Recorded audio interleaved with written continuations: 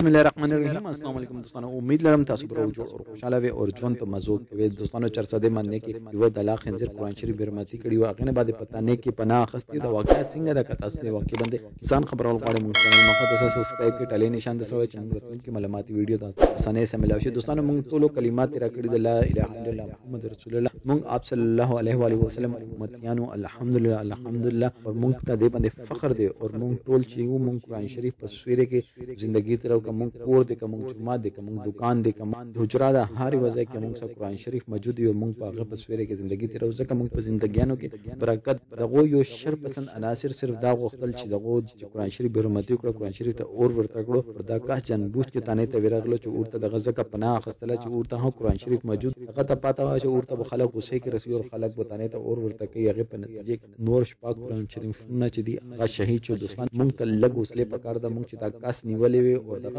بیا موږ شریعت مطابق دغه فیصله کړي نو بیا هغه خبره خوا چې کوم شر پسند عناصر چې کوم چې دا کس پلان کړي ویل دغه نه مور او پلار ور خاندان اس پته ونه لګي ویل چې دا د ملک اونه د دې اونه کدا د دې ون هر چیز په پته لګي نو دې ځنه